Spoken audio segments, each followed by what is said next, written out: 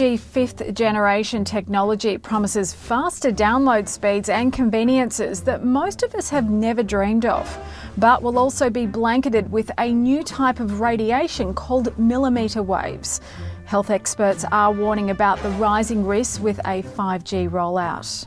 It's not been made clear to the public that 5G won't just be another number and letter on your cell phone. It requires an entirely new infrastructure of thousands of small cellular antennas to be erected throughout cities where it's going to be installed. What would 5G infrastructure look like? Small cell antennas could be placed as close as every third hydro pole.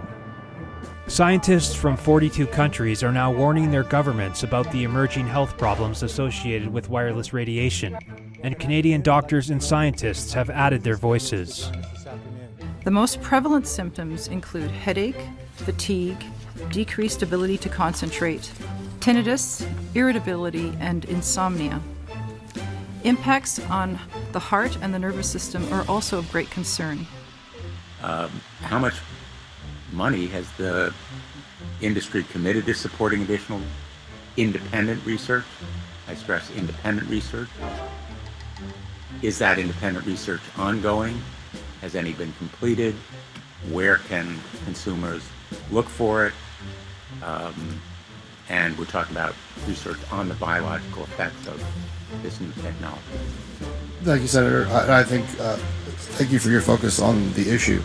Safety is paramount, and as you alluded to, we rely on the expert agencies, we rely on the findings of the FDA and others as to the requirements to keep all of us safe. There are no industry-backed studies, to my knowledge right now. Happy to visit with you as to what opportunities you think there needs to be more studies, and we're always for more science. We also rely on what the scientists tell us.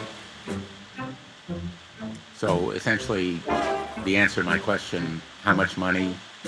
Zero. I can certainly follow up with you, Senator. To my knowledge, there's no active studies being backed by industry today. Anybody else know of industry commitments to back research, fund it, support it, to ascertain scientifically the health effects?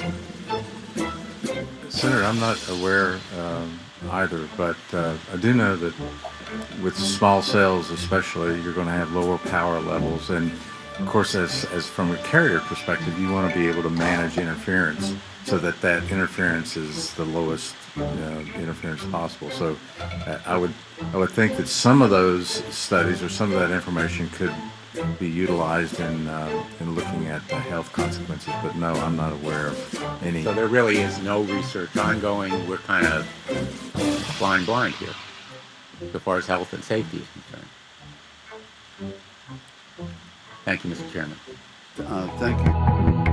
Our product enables remote wireless detection of human vital signs without the subject's knowledge. While a terrorist may seem cool and composed on the outside, his involuntary response will give him away. In addition, live friendly soldiers can be found in dangerous areas without risking personnel for recon.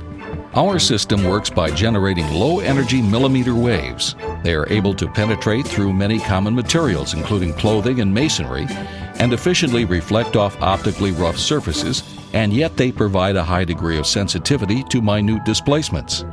As the wave reflects from the target, its phase is shifted proportionally to the movement of the target.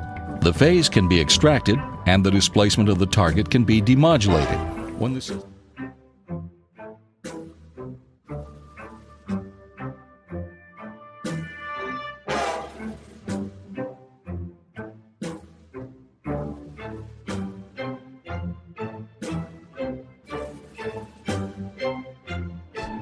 They are considered a sweet spot for 5G because there is a large amount of unused spectrum at these higher frequencies, which have traditionally been the domain of military, and aerospace systems. Denial is safe and effective even at long range, and there are no countermeasures,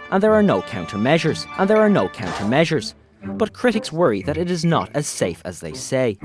The beam has never been used, apparently because of concerns over the reaction to such a weapon being turned on civilians.